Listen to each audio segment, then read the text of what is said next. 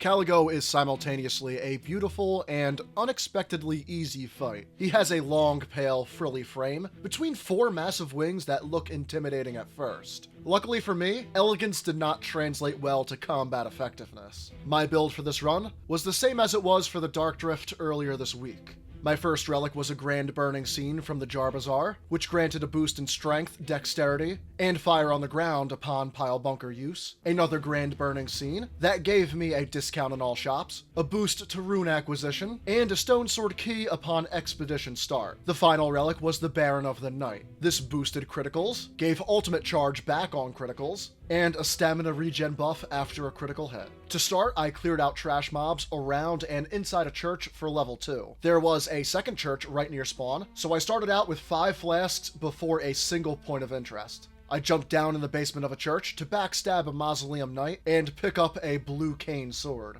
I checked the merchant outside of a magic castle. There were no super effective weapons in his inventory. My choice of arms would come from elsewhere today.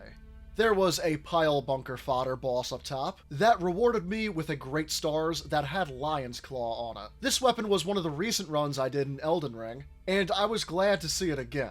Passing through a third Marika church already, I went to bully some battle mages. It was easy enough with a blood loss great hammer, and they granted me stamina regen. I obtained level 5 before opening a Nox Everjail. I opened with a pile bunker, and pummeled them with great stars and lion's claw, choosing extra runes for the level up. With Redmane Knights next, they were not immune to fall damage like I was. The drop was physical damage negation, but the nearby chest had a fire rotten battle axe in it.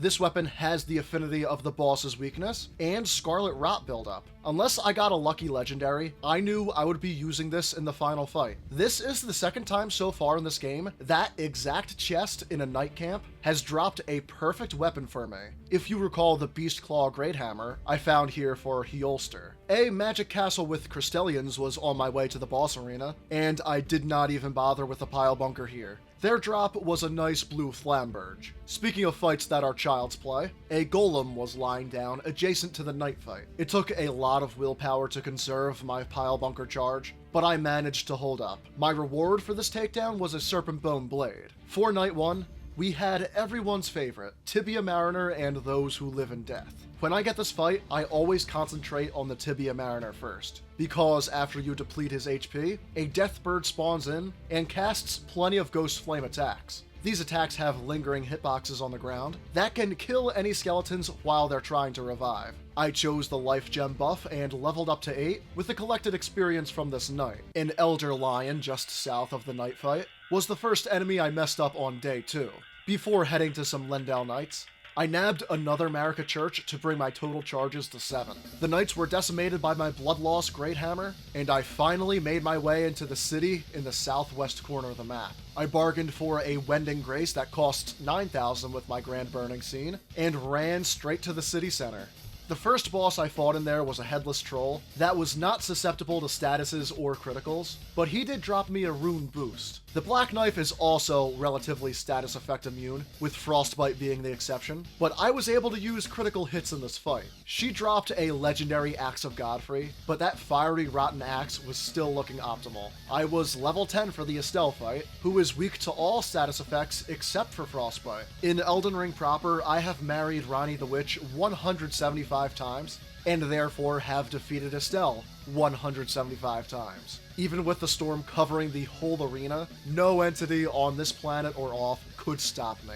None of the buffs he offered me looked great for my build, so I took the Carian Regal Scepter because I like the way it looks. The Noclateo buff gives you a free quick revive, and a buff after said revival. I sure hope I get to see how it works, and not breeze through the final boss encounter. Also, shout out to the grappling hook and the gradual heal to get me out of that storm. The Night 2 boss was the Draconic Tree Sentinel, and I exploited his main weakness, staying on his left, where he is forced to rely on shield attacks. This greatly reduces his moveset and makes the whole fight a showcase of status procs and poise breaks. I, of course, picked up more pile bunker charge and went into the final night with a blue but highly effective weapon, 2 quick revives, a warming stone, and Opaline Hardtear. Caliggo, Miasma of Night, is beautiful and the most elegant dragon I've fought in the series so far. Thing is, this fight is very easy. There are a handful of moves where you have to get clear of him, so you need to only memorize these moves,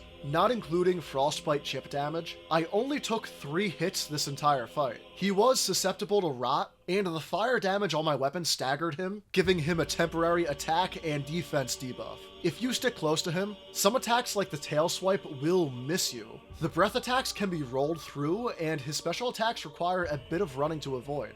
I didn't even get to see the move where he creates a massive frozen ceiling that falls on you during the battle. I've read a couple articles about new enhanced versions of these fights coming out soon, so here's to hoping this fight gets some well-deserved additions. Difficulty set aside, this is one of the better From Software dragon fights. I have seen a few people online saying this is their favorite dragon fight in the series altogether. I can see that if you're a huge fan of the spectacle and the music, but I cannot come close to agreeing with this. Midir and Bale are the top 2 dragons in my book, and nothing even comes close to them. These 2 fights have unmatched intensity, and Midir destroying you through his blindness, and Bale through grave dismemberment, using exposed bone as a weapon. Bale will likely remain my favorite for a long time, thanks to the fight and the storyline attached to him. Egon is a part of a select group of NPCs I always summon, his commentary is greatly appreciated, and their whole storyline is an homage to Moby Dick. This novel is a top 10 favorite of mine, and a huge inspiration for my second favorite Cormac McCarthy novel, Blood Meridian. Literary tangent aside, I hope you all enjoyed this build and this run. I will likely do 1 or 2 more with Wilder before trying out some new characters. Be sure to stay tuned for more videos here on the Jersey Side, at least every Friday at 5 p.m. Eastern Time.